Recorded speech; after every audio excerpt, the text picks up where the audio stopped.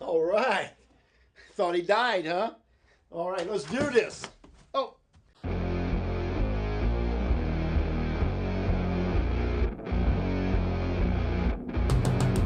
Gosh, it's been gone too long.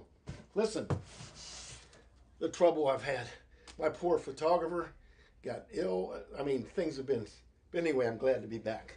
I hope you haven't bet too much. Like I told you, remember? Just do it for fun, please.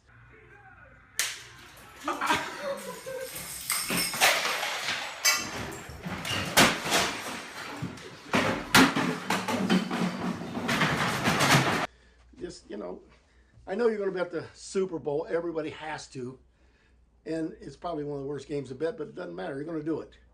But please don't bet more than $50 or something on these games unless you know a lot more than, heck, I even got to know, which was pretty intense. So, like I said, you're never, ever going to, here's what I think. Here's what I think of betting. I'm sorry. I'd love to make you happier. And don't bet on your home team because of your home team. So, anyway, let's talk a little bit. Just so good to be back. So, let's just do this. Have you forgot my name? Yeah, I'm Ace. You remember? Okay, you're not. My photographer is the wonderful Michael. So anyway, here we are. Let's get some of the stuff out of the way. In the 1300s, King Henry III outlawed football for over 300 years. He was no longer king, but during that time, England, they were so upset because they thought people were getting too many fights. People started gambling. Gee, that's a surprise, huh? There was too much blood. People were not going to church, but the rest of the world was still playing football. They play it during weddings. They played it, not at funerals, I didn't say that. They're playing whenever anybody could get together. You want to realize that during that time they used mainly bladders. And there's been different kinds of bladders they've used. And the one that used most was the one that was shaped like a cucumber. Like, maybe picture a cucumber about twice the size as normal. And they would fill it.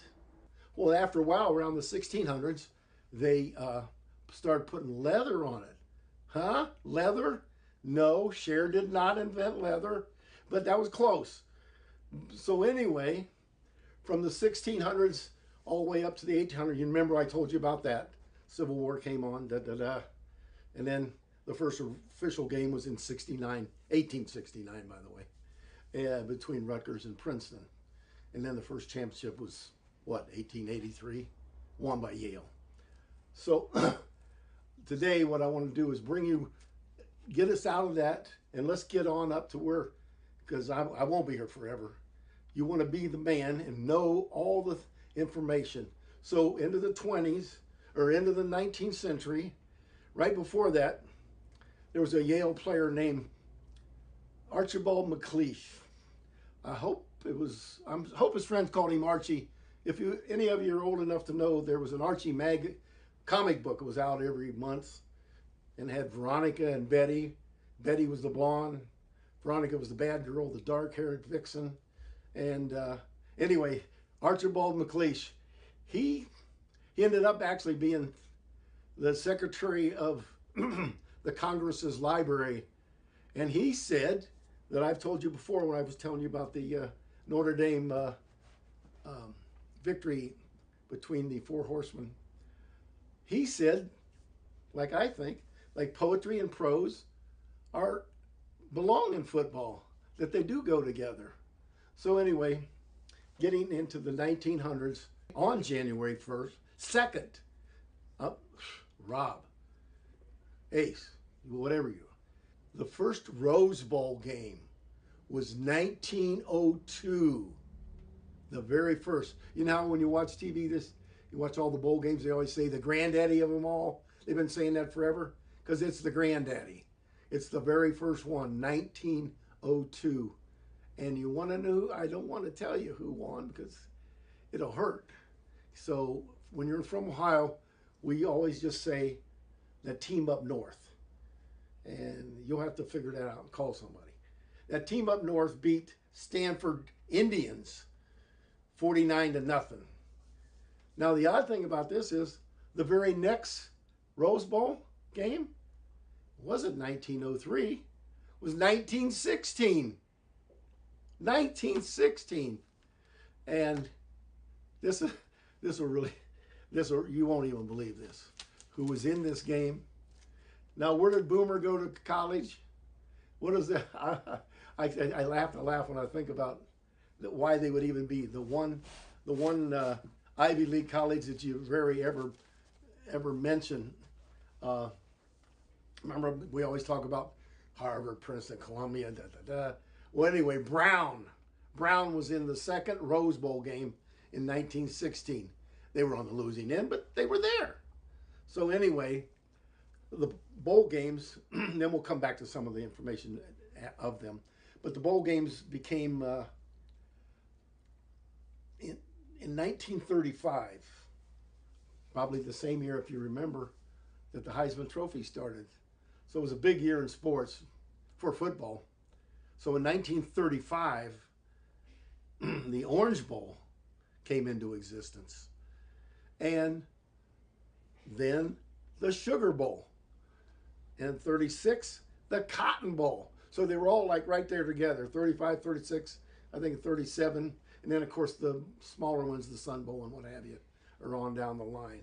And I can give you the scores of those in the future if you'd like. But anyway, it's just glad to be back. And I was thinking, I want to get you more familiarized with different names and stuff in the future, because everybody wants to know who did this or who did that. Who was that person that did those things? And so if you're up to about 1925, let's say, in college football, it was the Galloping Ghost from Illinois, Red Grange. He was like the man, the best player, and he ended up going with the Bears after he had played that game. I think I told you he played a game in Giant Stadium before, I want to say 75,000 people in 1925, and he got like $5,000 at $1925 at the same time. He ended up going with the Bears though later on, and so he's actually the very first person that you would probably relate to as coming into the pros. But I want to tell you a couple more names, because I just want you to hear these names. There was a player called John Blood McNally. His middle name was Blood, because he was always bleeding or had somebody else bleeding. And you got to look if you can find a picture of him or whatever. But anyway, the greatest player back then, other than, I didn't mean to skip Red Grange, of course. He was the very best. As a matter of fact, when pro football started in 1920, he actually became the commissioner. And you remember him from the 1912 Olympics when they took all his medals back because they said he played semi-pro football for money. And that just takes the story further, because they gave the trophies back to his family after he died. Yeah, big deal. So anyway, probably he's voted the best athlete of the first half century. And probably he went to a little school called Carlisle College. So anyway, I wanted you to hear about this other guy. His name was Ernie Nevers. I don't know why Never would ever be in this, because he was always. Ernie Nevers scored in one game 40 points. One game. How'd he get 40 points? Count the touchdowns, count the point afters, field goals. He did everything. And he only played pro for 5 years. I never heard why. Maybe somebody could tell me. I never heard why he only played for those 5 years. Of course, probably money back then. Anyway, I'm just glad to be back. I want to fill you in on a couple small things to let you know that I'll be back again next week, and we'll get everything up to date. Now, we're going to be talking mainly about people and stuff, and we don't have to go, there's no going to be outside lines of little things like that. And let's, this betting thing, if you don't do anything else, I told you I've bet for 4,000 years, well, maybe a little longer. But it's just, if you don't do it for fun, I know of no one except in that movie. What was that movie? Back to the Future. And they had found a book with scores in it. And if you can find one of them, call me. And then, well, go out and bet it. Anyway, it's like I said, it's good being back, and I'm glad Mike is back. So I'll talk with you real soon, okay? Don't bet, all right? But just remember, I'm coming back.